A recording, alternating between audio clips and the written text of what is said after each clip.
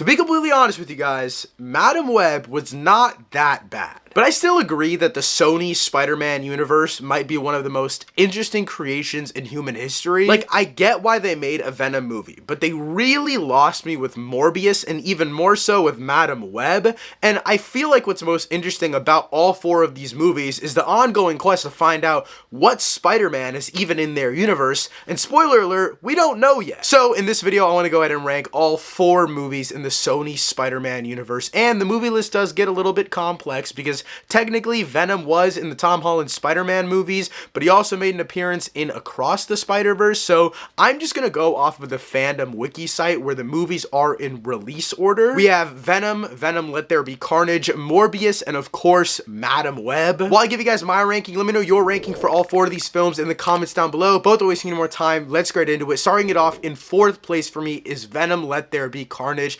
I've only seen this movie like once and partially a second time. I really enjoyed it when it initially came out, but the more I've sat with it, the more I've rewatched clips. I do enjoy Carnage and Woody Harrelson as that character, but I just do not like the Venom and then Eddie Brock dynamic in this film. It's just not as good as it was in the first film, and I think if you were able to combine elements from the first and second film, you'd actually make a pretty great movie. I think as the villain, I think her name is Scream, the other girl that's with Woody Harrelson's character. That dynamic works really well. That final fight in the church is absolutely brilliant, but what lacks here is that dynamic between Eddie and Venom for me. But in the first film, I think that Eddie and Venom's chemistry is off the charts, but then the villain aspect is what is really lacking. So I think there was a lot of potential with this film, and Woody Harrelson does put on a great performance, but overall, it just doesn't really work as well as the first film in terms of the main character, which is Venom. In third place for me is the newly released Madam Web. Now,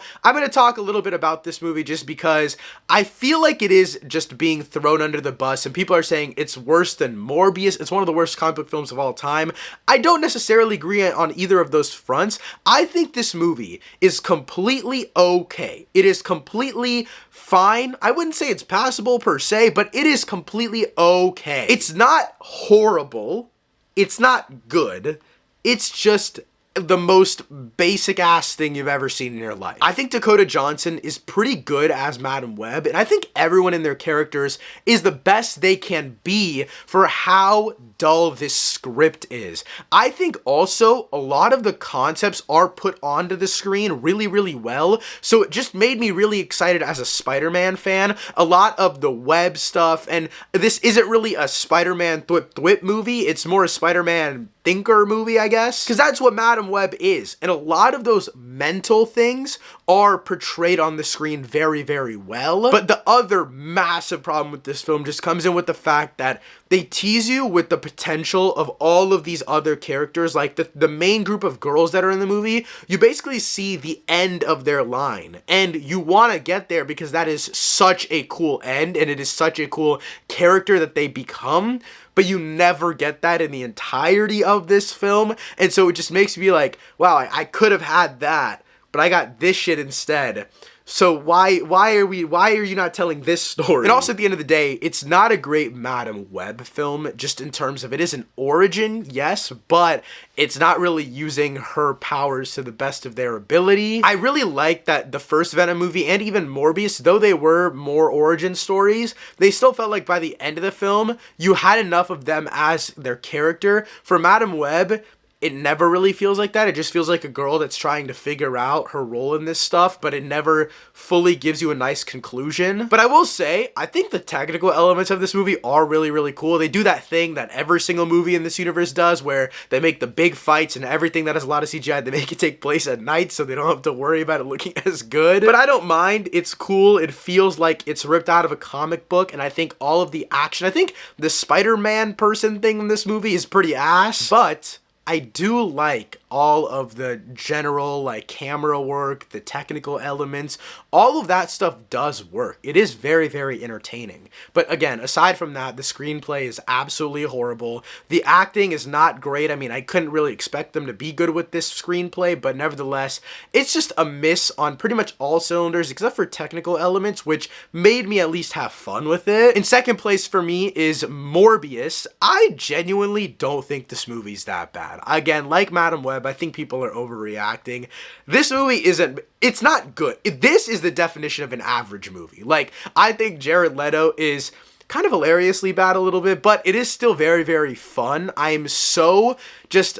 Every time that there's an action scene where he's like bouncing off the walls, like I think all of that is so exhilarating. It's so exciting to me. Again, towards the end, kind of gets off the rails. It gets a little bit like too dark to where you can't really see shit happening, but nevertheless, I still enjoyed it. I think Matt Smith, I think that's the actor's name, is also pretty good in this movie, at least for what this script is. Again, none of the scripts in this universe are good by any means, but I think the actors at least try to bring something to it. The love interest in this film is also pretty great. I think she was entertaining in terms of just bringing something else to the Morbius story. It kind of at least added another layer to it. Obviously, this movie is very, very corny. It has the moments of just being dumb and stupid, but also at the end of the day, it's just dumb, fun action, and I don't think it harms anyone. But of course, in first place for me is Venom. This was the start of the universe, and in my opinion, the peak of it. I think they honestly could have just stopped here with this Venom and then just put him into the Spider-Man movies with Tom Holland, or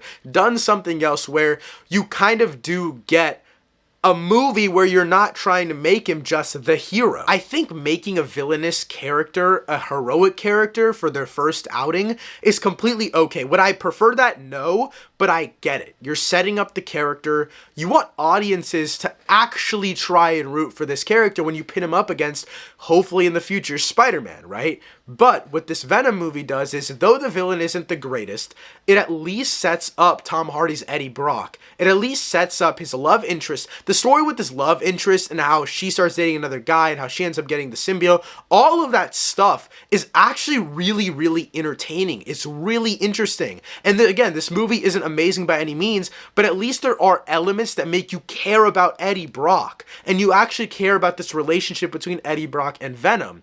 But once you make a second movie, once you start a universe, you're consistently making what is supposed to be a villain into a hero.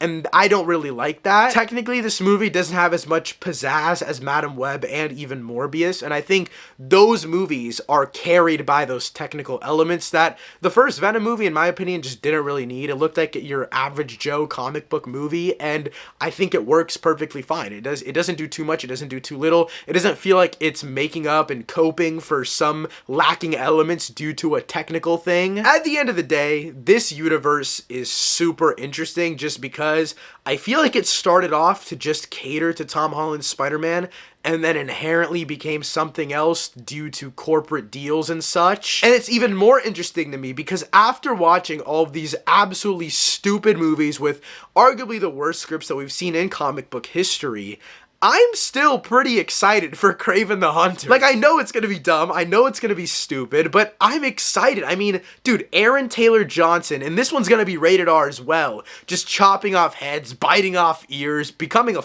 lion. I'm also not sure if that upcoming Silk project in the works at Prime Video is part of this universe, but just a Silk TV show that's happening is pretty interesting to me as well. I mean, the Sony Spiderman Universe doesn't make great movies, but they always have my attention. I feel like that says something. But nevertheless, guys, that wraps up my quick thoughts on the Sony Spider-Man universe. Again, let me know your ranking for all of these movies in the comments down below. Thank you so much for watching. I'll see you next time. Peace.